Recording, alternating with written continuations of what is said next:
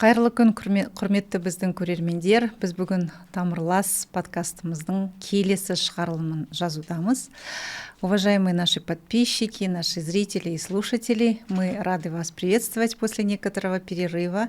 И сегодня у нас в студии наш гость, уважаемый Евгений Больгерт. Сегодня он является депутатом Сената парламента нашей страны. Ну и помимо этого, конечно, есть очень много интересных историй, о которых сегодня нам Евгений расскажет. Наша тема, как обычно, мы говорим о людях, мы говорим об их жизненном пути, мы говорим об ассамблее. И поскольку все-таки наша тема называется Тамырлас, мы говорим о том, что нас объединяет, где наши общие корни. Добро пожаловать, Евгений. Большое Ахмед, спасибо, что вы нашли спасибо. время. Мне очень сразу отозвалось и тематика, и концепция подкаста, поэтому я с большим удовольствием побеседую сегодня с вами. Спасибо большое. Ну, тогда начнем. И мой традиционный вопрос. Расскажите, пожалуйста, о себе. Я знаю, что у вас есть интересная история о создании вашей семьи. Да. Пожалуйста. Ну, я начну с того, что как раз вот по пути в студию к вам в очередной раз поймал себя на мысли, как вырос город, в котором я родился. И проезжая вот уже по новым улицам, можно сказать, я вспоминал, что где-то здесь раньше проходило мое детство, обычное детство ребенка, который родился на тот момент в городе Целиноград. Это были примерно дачи повсюду, где сейчас красивые административные жилые комплексы возникли нашей столицы. И тогда, конечно, сложно было представить, что вот жизнь сложится таким образом, и мне доведется пройти очень разные сферы деятельности, но что всегда меня как-то сопровождало, это, наверное, еще со времен школы, это активность в общественной жизни. Об этом я, наверное, немножко больше по ходу беседы расскажу. Я заканчивал школу здесь, и, наверное, это как раз случай, который привел меня на тот момент называвшуюся немецкую гимназию в городе уже Астана. Если я помню, это была улица Революционная, сейчас называется Сакина Сейфуллина. Да, и после она по стечению обстоятельств временно переместилась в здание, которое когда-то было детским садом, куда я ходил, в общем-то, будучи еще малышом. Вот, и поэтому, что называется, круг замкнулся тогда. Я понял, что я попал туда случайно, привел сестренку на дополнительные занятия по немецкому языку. И как-то и остался там, заканчивал именно эту гимназию, был первым выпуском, успешно закончил, не хватило совсем чуть-чуть, с 1 четверочкой. Но это было не так важно, важно было то, что мы достойно представили вот эту гимназию, мы были первым выпуском, и, как вы знаете, на тот момент еще вот эти миграционные процессы продолжались, и нас всего 11 человек закончило школу, и, конечно, ко всем было потом приковано внимание, кто дальше куда поступит, куда поедет. Как жизнь сложится. Как жизнь сложится. Кто-то выбрал поступать в Германию, но вот у моей мамы как-то так была мечта всегда, чтобы я учился в Санкт-Петербурге. Так мы и оказались в Санкт-Петербурге. Мечталось тогда о факультете международных отношений, стать дипломатом. Мир открылся, да. Стали налаживаться контакты. Конечно, и Петербург — это же окно в Европу. Да. К тому же. Вот. Кроме того, что это такой прекрасный город с богатой историей. Но вот мечтам сбыться сразу не удалось, потому что был огромный конкурс, конечно, на этот факультет. При этом я сдал достаточно неплохо вступительные экзамены, но не хватило там на чуть-чуть на грант. И ну, я просто понял, что возвращаться не поступив, ну, не имею права. И результатов вступительных в Санкт-Петербургский государственный университет хватило для поступления без экзаменов в Академию Министерства юстиции, которая тоже достаточно серьезным является учебным заведением. Это подготовка кадров для системы Генеральной прокуратуры, Министерства юстиции, органов внутренних дел Российской Федерации. То есть это большой профильный такой вуз. Ну и, в общем-то, так я попал в юридическое сообщество. Не совсем дипломат, но по ходу я все-таки сориентировался и выбрал для себя направление, которое мне позволило все-таки заниматься европейским правом. И представилась замечательная такая возможность, неожиданная, поехать по обмену учиться в Дрезденский университет. Так как я отлично знал немецкий язык, это мне позволило туда подать заявление, и я был принят. И я был первым, в общем-то, студентом, который поехал в этот вуз. И я отучился там на профильном магистерском курсе как раз по конституционному праву Европейского Союза. Ну, то есть это мне позволило уже тогда в Европейском Союзе было более 20 стран, позволило немножечко с ними познакомиться больше, с их там правовой системой и так далее. Но пусть это не дипломатия в чистом виде, но это все-таки международный такой компонент. Международное право. Международное право, да. Действительно. И я его завершил. В общем-то, время пролетело очень быстро. Замечательное время, но я понимал, что мне надо вернуться в Санкт-Петербург, защитить дипломную работу. И несмотря на то, что уже были предложения, конечно, остаться работать в Петербурге, я четко понимал, что вернусь обратно в Астану домой. Это была уже Астана? Это уже была Астана.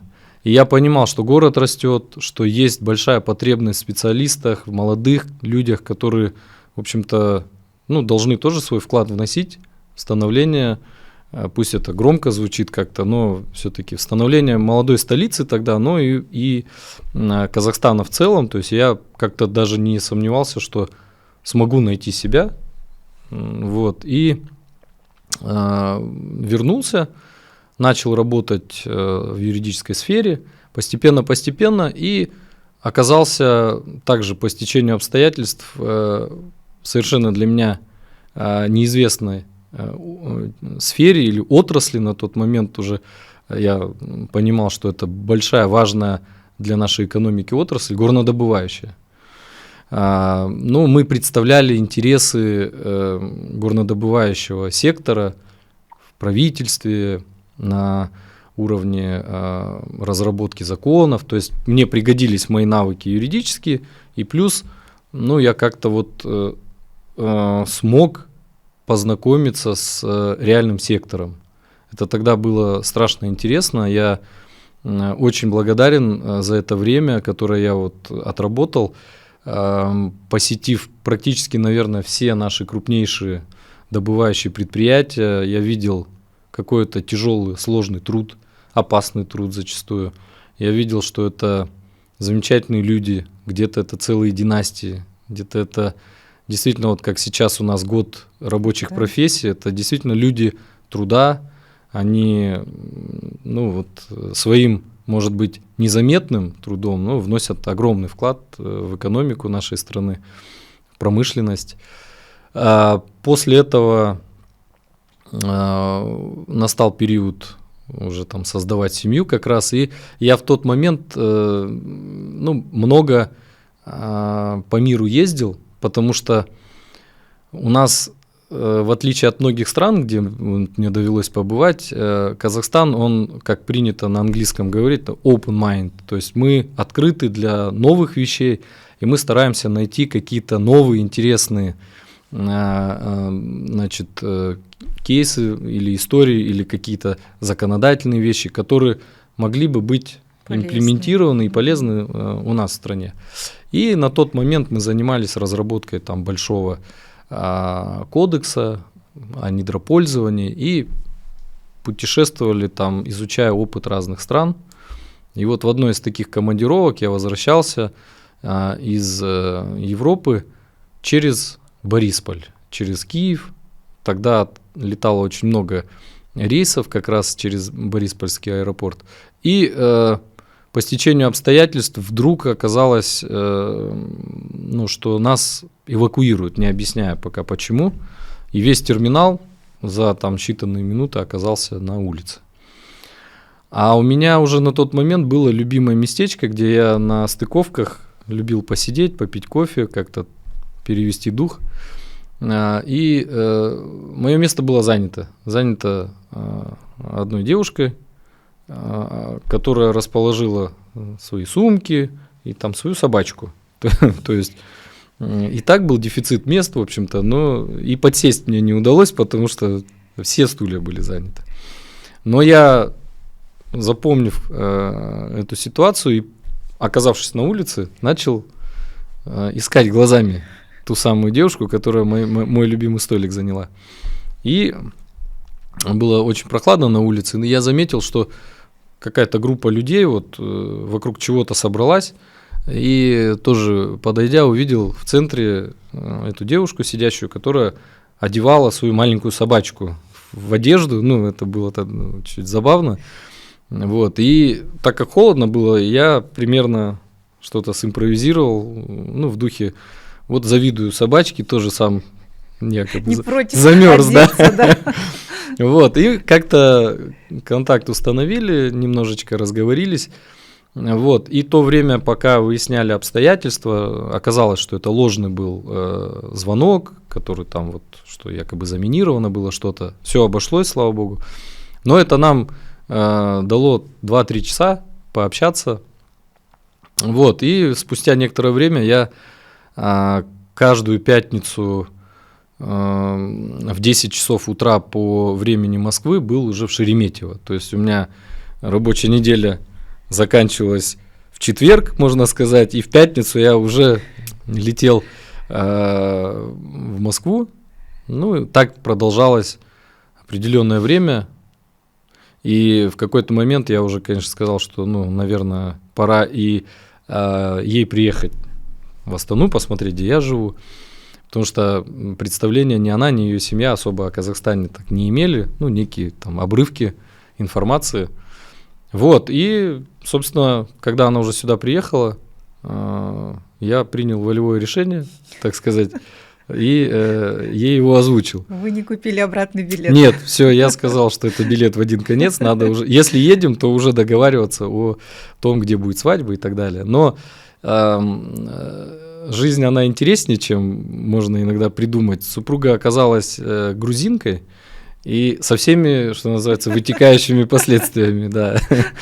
Вот, то есть это мне дало опыт знакомства с большой, дружной грузинской семьей, и оно тоже, это знакомство проходило не без курьезов, но все по-доброму, и в конечном итоге мы решили играть свадьбу в Тбилиси. Ого. Да, со всем колоритом, так сказать. Я эту идею озвучил своим друзьям, и они сказали, окей, мы поедем с тобой, потому что за жених, у которого нет друзей? Да. Семья сказала то же самое, и вот так мы оказались большой, дружной тоже нашей веселой компанией в Тбилиси. Нас там здорово приняли, и до сих пор многие мои друзья, уже даже меня не ставя в известность, спокойно собираются, едут, у них там уже свои чуть ли не родственники и любимые места, поэтому вот так сложилось все, и мы за короткий период времени, у нас появилось замечательных 3 сына. Сейчас мы их воспитываем, уже старшему 11 лет будет через месяц, поэтому время, что называется, летит действительно. Летит. Но мы не теряем время, так сказать, тоже трудимся, и если так пропустить некоторые этапы карьеры, чтобы чуть сократить эту историю, но я, работая активно в общественном поле, вовлекался уже в деятельность нашего немецкого сообщества, потому как сам я являюсь этническим немцем, и постепенно, в общем-то, ответственности брал все больше и больше, и мне доверили на большом таком курултае немцев Казахстана, доверили стать председателем вот нашего фонда немцев Казахстана и представлять наш многочисленный этнос, который проживает по всей территории Казахстана на уровне республики. И вот так я стал уже активно принимать участие в жизни Ассамблеи народа Казахстана именно на республиканском уровне, где есть руководящие органы, совет Ассамблеи. И там, конечно, я понимал уже уровень ответственности несколько иной. У меня тоже свои были какие-то предложения, то есть я не хотел просто просиживать безинициативно, но все-таки это площадка, где вот инициатива приветствуется и поддерживается. Поэтому я выдвигал ряд идей, был активен, и в конечном итоге произошла реформа, как вы знаете, в 2022 году, где произошли конституционные изменения с точки зрения представленности Ассамблеи в законодательном органе. В Мажилисе 9 мест конвертировались в 5 мест в Верхней Палате, в Сенате парламента. И вот первая пятерка была сформирована через, как я это объясняю, особенно зарубежным нашим коллегам, через такой внутренний праймериз, что ли, который вот эту пятерку предложил главе государства. И мы сейчас являемся первым составом представителей АНК в Сенате парламента. Об этом, если будет угодно, я могу тоже чуть-чуть рассказать. Да, спасибо. Так интересно ваша жизнь. Вот вы сказали дважды первый, вы были первым выпуском школы, вы были первым студентом, который закончил Дрезденский университет. И стечение обстоятельств складывались так, что они все время выводили вас на ключевые какие-то встречи. Так получается, да? Выходит так. Что где-то что-то Честно, я об этом ожидало. не думал. Слушая ваш рассказ, получилось так. Это на самом деле, вот когда мы говорим о жизненных линиях человека, да, вот эти связи, которые у нас получаются, что-то чему-то способствует, да, и кто-то чему-то способствует. И получается, что вот жизнь человека связана абсолютно с жизнью других людей. Вот в этом как бы суть. И когда мы выходим на ассамблею, обычно вот я спрашиваю, а что для вас ассамблея? Что для вас ассамблея? Для меня ассамблея — это, во-первых, это люди, о чем вы сказали. Я только могу с вами согласиться полностью. Почему? Потому что когда вот сейчас я больше времени уделяю тематике благотворительности, меценатства, да, я понимаю, что у нас в стране огромное количество людей, которые зачастую бескорыстно, а как у нас принято это даже где-то не афишируя совсем, делают добрые дела и помогая тем самым огромному количеству людей. Вот. И когда соприкасаешься с подобными людьми, да, с личностями, действительно понимаешь, что вот есть просто по складу, наверное, характера как-то люди, которые не могут усидеть просто, ограничиваясь профессией или ограничиваясь какой-то сферой деятельности. Им хочется быть больше, как-то помогать больше, в меру возможностей, конечно, но это вот именно про ассамблею. То есть в ассамблее огромное количество таких людей. И, конечно, в основе АНК это прежде всего этнокультурные объединения, которые являются опорой и которые представляют все наше этнокультурное разнообразие, многообразие страны. И мы учимся друг у друга многому. через традиции, через народную мудрость, через кухню, ну и так далее, и так далее. То есть действительно, как вы сказали, это очень красиво звучит, что одна ниточка тянет другую, и в конечном итоге это сплетается вот в какую-то красивый холст, или, когда нужно, это прочный канат, который всегда может удержать вот в сложную какую-то минуту.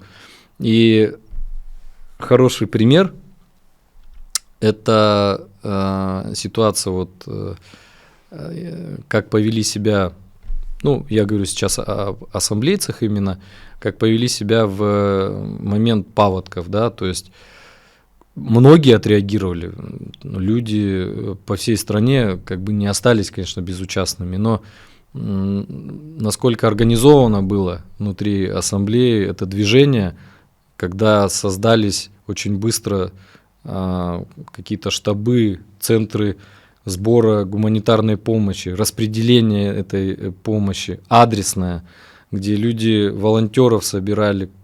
То есть это как-то так происходило.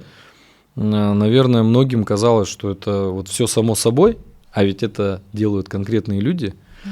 Поэтому для меня ассамблея – это, во-первых, люди, во-вторых, возможность внести, вот как формат деятельности какой-то, это возможность вносить свой вклад в то, чтобы мы внутри жили в единстве, мире и согласии, как у нас вот принято говорить. Для любого ассамблейца это не просто набор слов. И я являюсь одним из таких людей, который полностью разделяет это в плане ценностей.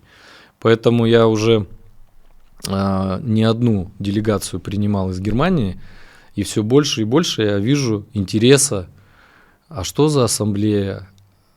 То есть разговор начинается с, может быть, где-то с политической вот моей работы, с депутатства и так далее, а потом, когда мы рассказываем про АНК, для многих, особенно для европейских стран, этот опыт сейчас становится крайне важным. И мы-то уже прошли путь более 30 лет. В этом году как раз мы отмечаем 30-летие. Абсолютно. И наши этнокультурные объединения некоторые уже отпраздновали вот в прошлом, в этом году по 35 лет. 35. То есть у нас накоплен такой багаж, такой опыт, который для многих сейчас очень ценен. И они интересуются, хотят изучать его, пытаются как-то понять, примерить к своей ситуации в стране. А сейчас, что греха таить, миграционные процессы и перемещение людей, они, конечно, были всегда, но сейчас они происходят на наших глазах, в наше время, и мы видим вопрос интеграции людей в другую культуру, в другое общество, в другой уклад какой-то жизни. Это краеугольный камень. По сути, политики могут планировать какие-то свои реформы, экономисты могут строить какие-то там модели, но если не будет основы стабильной какой-то в обществе, если общество не будет разделять эти общие какие-то взгляды, видения, ценности, я думаю, что будет удаваться крайне мало, и поэтому для нас, на мой взгляд, это является тоже важнейшим направлением. И, наверное, скажу вот то, что часто бывает, приходит в качестве вопроса, а чем занимается ассамблея? Вот это вопрос, который, наверное, мы видим, слышим в том или ином виде. Я отвечаю всегда так, что мы, наверное, все сталкивались в жизни, что бывает работа, вот ее делаешь, а ее никто не замечает. А потом ее перестаешь делать, и все сразу заметили. Все сразу обратили внимание, что вот что-то не так пошло. И вот это примерно, наверное, ситуация про АНК, то есть если так проиллюстрировать, что чтобы долго не рассказывать, чем мы занимаемся, какое количество проектов там и какую там общественную значимость это имеет и так далее, я вот просто привожу вот такую иллюстрацию, и людям становится понятным. И потом начинают уточнять, а действительно, а правда, и уже интерес, разговор да, начинается другой. более такой интересный. Можно рассказать и о центрах этномедиации, совете матерей, там, о работе по патриотизму, молодежное крыло, ну масса всего.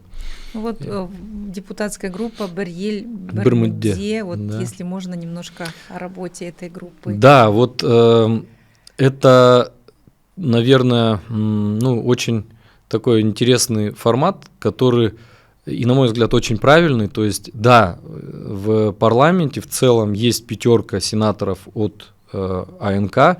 При этом я бы хотел, наверное, чтобы наши зрители тоже услышали, что мы не представляем каких-то 5 этнокультурных объединений. Мы представляем все более 120 этнокультурных центров и еще больше их в регионах и так далее. То есть мы представляем в целом вот все, наверное, весь спектр этнокультурный нашей страны. И у нас есть дополнительная, наверное, задача – это экспертиза законодательства с точки зрения соблюдения прав или равенства прав, в том числе независимо от этнического и другого какого-то компонента, да, что мы все равны, как глава государства подчеркивает, мы разные, но мы равные, у нас равный объем прав, но у нас и равный объем обязанностей и ответственности. Поэтому здесь мы смотрим на соблюдение вот этого баланса. Скажу честно, в практике я еще пока не встречал, чтобы были такие перекосы, что приходилось бы там как-то выравнивать ситуацию. У нас все и государственные органы, и центральные, я думаю, и местные, они все четко понимают, как все устроено, и мы лишь пытаемся где-то какие-то акценты расставлять. Вот. И наша 5 является ядром, вокруг которого было принято руководством парламента и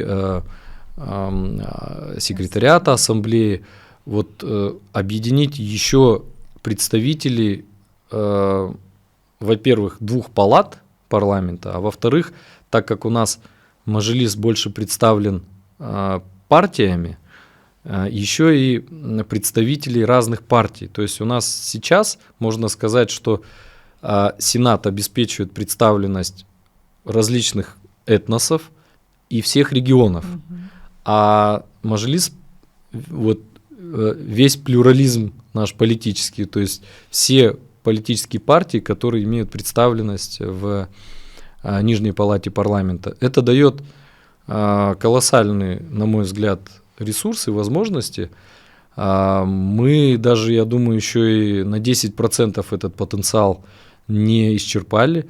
Я думаю, что у нас есть огромный задел, который мы можем использовать, потому как право законодательной инициативы, а также вот многочисленные наказы, мы когда встречаемся в регионах с региональными ассамблеями или обсуждаем какие-то вопросы в рамках нашего центра благотворительности, Жомарджан или еще, то есть поступают всегда какие-то идеи, предложения, которые вполне могут потянуть на депутатский запрос или даже на какие-то поправки в законодательство. Мы это всегда на карандаш берем, стараемся не оставлять без внимания подобные предложения. И вот, слава богу, нам дана площадка, которая позволяет доводить и до правительства какие-то разумные, конструктивные предложения, и постепенно они закрепляются и уже на законодательном уровне. Мы еще находимся вот в процессе, скажем, брейнсторминга своего рода, то есть сейчас тот период, когда, наверное, все предложения нужны, все предложения важны, их нужно саккумулировать, обработать, понять. Но я, может быть, это моя точка зрения, вот в какой-то части, чего я ожидаю, может быть, от этого стратегического документа. То есть я уверен, что институциональная роль и скажем, основа ассамблеи, она будет дальше укрепляться. То есть мы сейчас обладаем, прежде всего и благодаря, наверное, в том числе вам лично и вашим коллегам, научным потенциалом серьезным. У нас есть также волонтерское движение, у нас есть молодежный взгляд, у нас есть большое количество людей, которые объединены в журналистском сообществе, медиасфера. То есть, и так, если посмотреть по всем членам АНК, это люди из разных сфер, профессий, возрастов, регионов, и так далее, да. Поэтому у нас есть замечательная возможность использовать этот потенциал, и я думаю, что вот роль АНК как консолидатора всего этого и координатора процессов, она будет укрепляться. Я думаю, что АНК сегодня может решать уже достаточно конкретные и прикладные задачи. Вот это очень важно. То есть я думаю, что постепенно и в обществе имидж АНК, он будет немножко трансформироваться, будет приходить больше понимания через наши конкретные проекты, через конкретные результаты. Вот. Второе, чего я ожидаю, я думаю, это было бы тоже правильно, это поддержка этнокультурных объединений, как вот тех, скажем, звеньев общей цепи или таких прочных кирпичиков общего фундамента, потому что этнокультурные объединения, они здесь ключевое уже, наверное, не только этнокультурное, сколько объединение, да, все-таки они объединяют людей, которые дальше на общественных началах себя реализуют, двигаются и являются вот таким надежным проводником, можно сказать, всех правильных каких-то дел, и тех реформ, которые, в общем-то, председатель ассамблеи, глава государства адресует ассамблейцам как его ближайшим, наверное, помощникам во всех сферах. Недавно общалась с нашими ребятами из ассамблеи Жастары города Алматы, и вот они говорят, вот это, говорит, фраза «межэтнические отношения» кроме нас никем, говорит, не используется. Может, мы уже сами не будем говорить, потому что, говорит, ассамблея сегодня занимается благотворительностью, волонтерство, социальные проекты. То есть мы, говорит, просто вот общество, и мы это нераздельно. Поэтому, говорит, может, уже нам формат пора менять. Интересная мысль, и я думаю, что молодежь чувствует это по-своему, и нельзя такие сигналы пропускать мимо, надо их, конечно, осмысливать. Но я думаю, что это такой, скорее, термин из какой-то взрослой жизни, из более официальной, формальной, что ли, терминологии, да. Но все просто, наверное, еще зависит от отношения каждого из нас к этому моменту. То есть, в моем кругу абсолютное большинство людей – это те, кто не делит людей там на какие-то этносы, национальную принадлежность, еще к чему-то. Поэтому, возможно, сам этот термин, он останется таким номенклатурным, где-то официальным, а мы действительно должны рассказывать о своей деятельности. И вот, если позволите, я последний, 25-й год, да, я все больше призываю наш круг меценатов, благотворителей все-таки рассказывать о том, что они делают. Если они сами не хотят, то хотя бы не быть против, чтобы об этом рассказывалось. Почему? Все очень просто. Во-первых, природа не терпит пустоты, и когда есть некий вакуум информации, либо о чем-то хорошем знает небольшое количество людей, то у нас зачастую, мы видели проявление или злоупотребление в сфере благотворительности, когда нечистые на руки люди, скажем так, бросали тень на всех тех, кто занимается благотворительностью. И вот о плохих каких-то кейсах у нас с таким удовольствием рассказывается. Мы удивляемся, мы негодуем, почему, как так может быть и так далее. Я говорю, и вот часто представителям средств массовой информации, ну так давайте хорошим контентом заполнять вот это. Зачем нам эту негативщину еще ее тиражировать? Да, вот это просто мне непонятно. Лучше рассказать 2-3 истории хорошие, чем одну изо дня в день там и под разными углами повторять. Поэтому это же в то же время будет формировать правильную культуру благотворительности, правильное отношение к меценатам, что это те люди, которых в мире, в общем-то, почитают, то есть за их вот бескорыстный вклад в решение каких-то социальных задач. Вот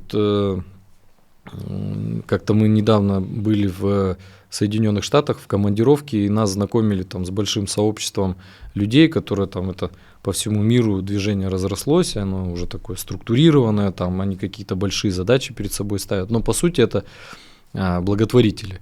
И они поставили себе задачу ни много ни мало, побороть полиомиелит по миру. Просто вот как болезнь, да, как вот то, что преследовало многие годы, много семей, и дети, и взрослые были подвержены этому. И благодаря вот такой консолидации и вкладу, и в том числе там финансовому, еще какому-то временному там и так далее, своих ресурсов, удалось. Сейчас такой проблемы, как выясняется, нет. Я был очень удивлен. По сути, это сделали люди, которых можно назвать вот меценатами, которые объединены одной идеей были по миру. Они сплотились вокруг решения одной, конкретной, но очень такой глобальной задачи. И смогли. Это здорово. Поэтому я считаю, что у нас потенциал, что называется, огромный в этом плане. И я думаю, что вот с энергичной молодежью, в том числе, я думаю, мы многое сможем сделать. Да, эта благотворительность становится таким важной частью общества, как бы поддержка, да, вот социально уязвимых групп и так далее. И потом это же, как вы сказали, меценаты, которые не хотят, чтобы говорили о них, это тоже, наверное, подчеркивает их вот эту цель остаться незаметным, но в то же время сделать что-то полезное для общества. Вот есть у вас такие интересные истории? У нас историй таких очень много, и, к примеру, вот один из кейсов совсем недавних, мы разговаривали тоже с региональными руководителями центров Жомарджан. У нас сейчас уже сформировалась сеть, фактически в каждой области есть региональный центр Жомарджан. И мы обменивались идеями, проектами и пришли к тому, что нужны какие-то новые подходы.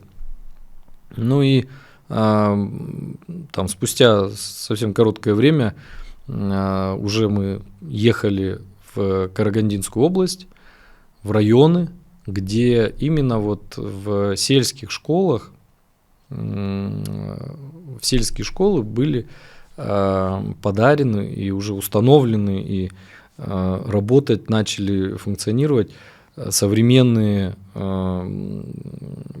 доски интерактивные, с качественным интернетом, который был предоставлен этим школам. То есть идея заключается в том, чтобы помочь не одному-двум школьникам, например, что тоже делается, потому что у нас есть целая акция «Мектепке жол», огромное количество деток собирают в школы, помогают их семьям как-то вот в этом моменте.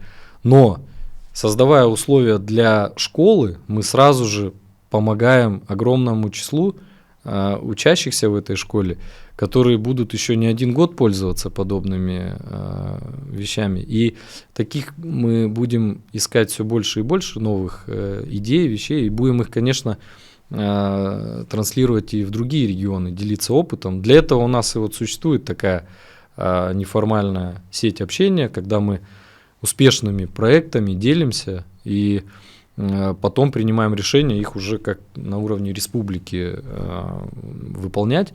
Поэтому такие идеи возникают, и люди за ними стоят очень конкретные.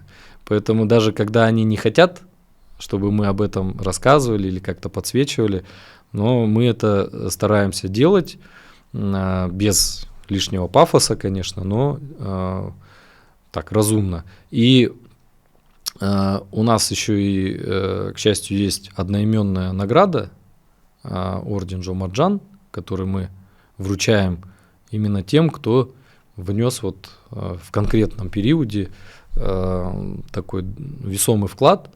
Я думаю, что вот это действительно является признанием, общественным признанием. Да, это общественное признание. И этого многим достаточно для того, чтобы продолжать работать.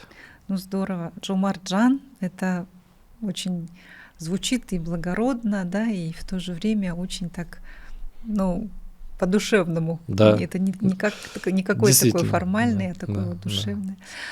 Спасибо большое. Мы уже поговорили все наше эфирное время, и очень интересно, можно еще слушать. Я желаю вам больших успехов, и пусть все планы, которые вы наметили, будут исполняться. А этот год, конечно, мы продолжаем под эгидой 30-летия Ассамблеи, 30-летия Конституции нашей страны. И как раз вы, вот, находясь в Сенате, объединяете эти два начала. Вы как бы смотрите за тем, чтобы конституционные права наших граждан, они сохранялись, и права и обязанности наших граждан, они были в равной степени, как вы сказали, уравновешены. Я желаю счастья вашей семье. Спасибо огромное. Чтобы дети росли, и дочку, наверное, еще надо. Вот, да. Супруга должна послушать. Ну, желаю, чтобы все ваши планы исполнялись, и наш город, наша столица, наша страна процветали, и то, что вы делаете, шло только от блага нашей страны. Спасибо вам огромное. И вам желаю всего замечательного. Спасибо. Уважаемые наши слушатели, мы сегодня поговорили с нашим сенатором из ассамблейской группы в Сенате парламента Республики Казахстан Больгерт Евгением, который, кроме всего прочего, еще и является членом немецкой нашей ассоциации Вигендебург, еще является спортсменом, если я не ошибаюсь, руководителем Федерации триатлона. Города Астаны. То есть человек успевает делать все. И как мы видим, это все делается легко, непринужденно, и вот еще с таким большим запасом общественной работы. Еще и руководит движением ассамблеи Жомарт-Жан, клубом благотворителей. Большое спасибо вам за то, что вы были с нами, за то, что вы слушаете нас, за то, что наш контент для вас — это не просто времяпровождение, а действительно очень полезное время. И еще раз напоминаю, что наш подкаст называется «Тамырлас. Мы ищем общие корни». И я надеюсь, что мы с вами увидимся в следующий раз с не менее интересным спикером. Большое спасибо. Сау болыңыздар.